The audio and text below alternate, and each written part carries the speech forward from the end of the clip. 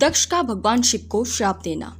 दक्ष ने किस प्रकार भगवान शिव की अवहेलना की थी और कैसे उनके मन में शिव भगवान के प्रति गलत भावना और गलत धारणाएं आई थी, इसके बारे में सविस्तार तरीके से इस कथा में सुनते हैं। ब्रह्मा जी बोले, हे नारद, पूर्वकाल में समस्त महात्मा और ऋषि प्रयाग में इकट्ठा हुए। वहां पर उन्होंने एक बहुत विशाल यज्ञ का आयोजन किया था। उस यज्ञ में देवर्षि, देवता, ऋषि, मुनि, साधु, संत, सिद्धगण तथा ब्राह्मण, ब्रह्म का साक्षात्कार कराने वाले महान ज्ञानी पधारे, जिसमें मैं स्वयं अपने महातेजस्वी निगमों आगमों सहित परिवार को लेकर वहां पहुंचा। वहां बहुत बड़ा उत्सव हो रहा था। अनेक शास्त्रों में ज्ञान की चर्चा एवं वाद विवाद हो रहा था। उस यज्ञ में त्रिलोकीनाथ भगवान शिव भी देवी सती और अपने गणों सहित पधारे थे। भगवान शिव को वहां आया देख मैंने सभी देवताओं, ऋषि मुनियों ने उन्हें झुककर भक्ति भाव से प्रणाम किया तथा अनेक प्रकार की उनकी स्तुति की। शिवजी की आज्ञा पाकर सभी ने अपना आसन ग्रहण कर लिया। इसी समय प्रजापति दक्ष भी वहां पर आ पहुंचे। वे बड़े ही तेजस्वी थे। प्रजापति दक्ष ने मुझे प्रणाम करके अपना आसन ग्रहण कर लिया।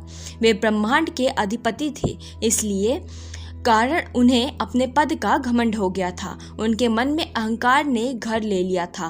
ब्रह्मांड के अधिपति होने के कारण वे सभी देवताओं के वंदनीय थे।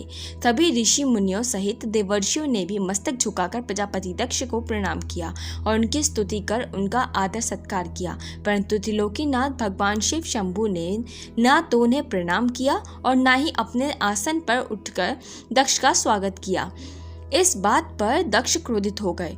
ज्ञान शून्य होने के कारण प्रजापति दक्ष ने क्रोधित नेत्रों से महादेव जी की ओर देखा और सबको सुनाते हुए उच्च स्वर से कहने लगे। प्रजापति दक्ष बोले, ये कुछ कटु वचन हैं जो उनके प्रति बोले गए थे। हम क्षमा मांगते हैं इस बात को बोलने के लिए, लेकिन जो बोला गया था कथा को सुनाने के लिए हम यहाँ पे इस बातों को कहेंगे। प्रजापति दक्ष बोले, सभी देवता, असुर, ब्राह्मण, ऋषि मुनि सभी मुझे नम्रता पूर्वक प्रणाम कर मेरे आगे सिर झुकाते हैं। ये सभी उत्तम भक्ति भाव से मेरी आराधना करते हैं, परंतु सदैव प्रेतों और पिशाचों के घिरे हुए रहने वाले यह दुष्ट मनुष्य क्यों मुझे देखकर अनदेखा कर रहा है? शमशान में निवास करने वाला यह निर्लज्ज जीव क्यों मेरे सामने मस्तक नहीं झुकाता? भूतों पिशाचों के साथ करने के कारण क्या यह शास्त्रों की विधि भी भूल गया है? इसने नीति के मार्ग को भी कलंकित किया है। इसके साथ रहने वाले या इसकी बातों का अनुसरण करने वाले मनुष्य पाखंडी, दुष्ट और पाप का आचरण करने वाले होते हैं। वे ब्राह्मणों की बुराई करते हैं तथा स्त्रियों के प्रति आकर्षित होते हैं।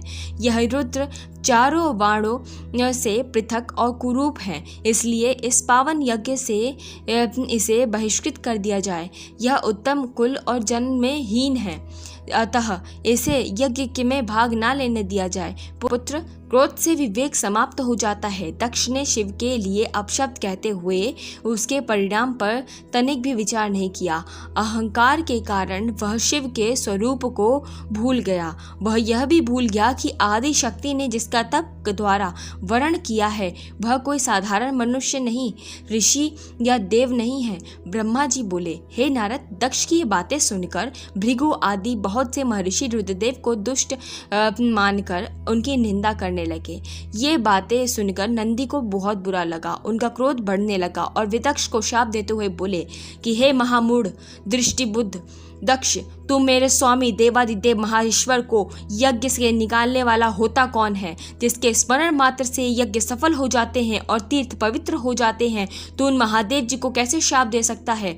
मेरे स्वामी निर्दोष हैं और तूने अपने स्वार्थ की सिद्धि के लिए उन्हें शाप दे दिया और उनका मजाक उड़ाया। जिन सदाशिव ने इस जगत की सृष्टि की, इसका पालन किया और जो इसका संहार करते हैं, तूने महेश्वर को शाप देता है।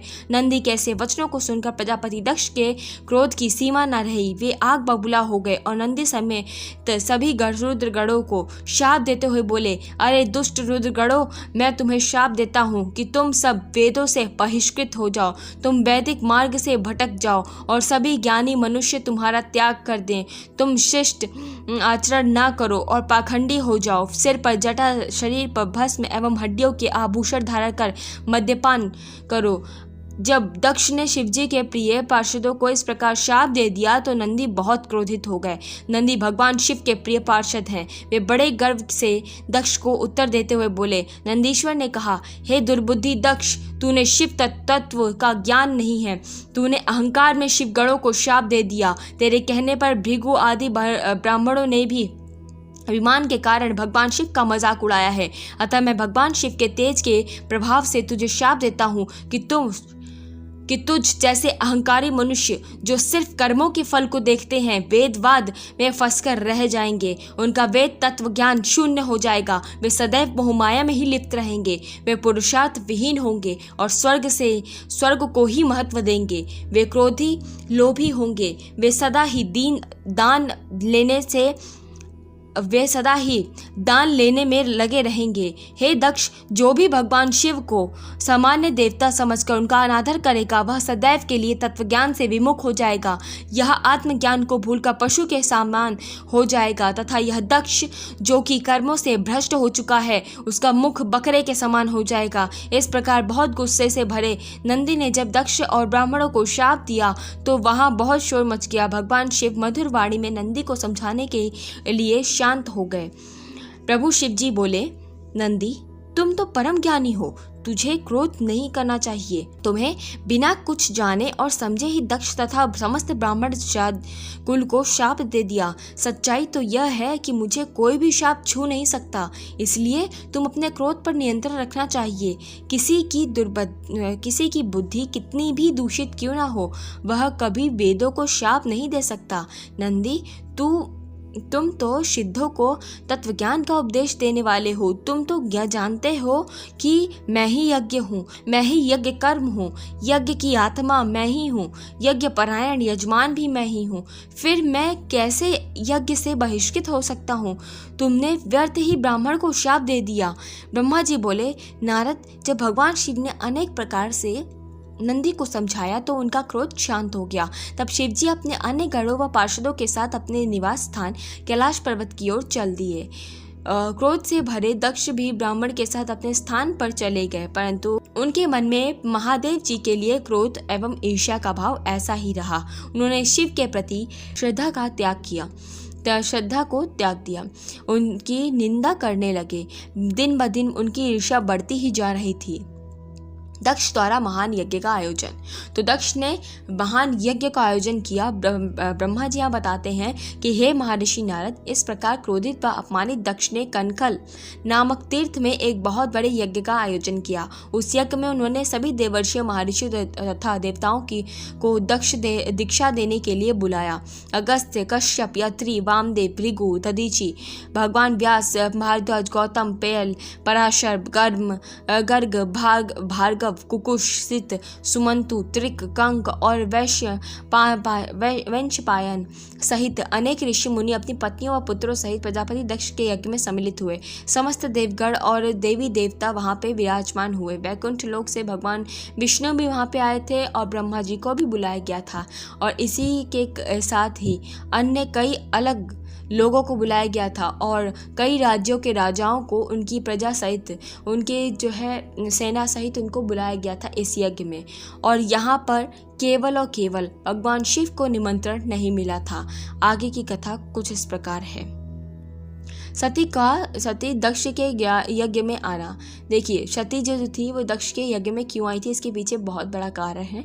इसके बारे में सुविस्तार तरीके से कथा अगली वीडियो में हम सुनेंगे। सती मैया ने किस प्रकार अपने देह का त्याग किया, क्या कारण था, बहुत ही सहज कारण है जो हमने दृश्य पान किया है ना, दृश्य देखे हैं जो हमें सीरियल के माध्यम से या कोई मूवी के माध्यम से दिखाए गए हैं, उससे यहाँ थोड़ा सा विपरीत है। हाँ, हालांकि वो बात बिल्कुल ठीक है, लेकिन किस प्रकार ये चीज़ हुई थी उल्लेखित माध्यम से आप इसके बारे में सुविस्तार तरीके से अगली वीडियो में जानेंगे। तब तक के लिए आप सभी को राधे राधे।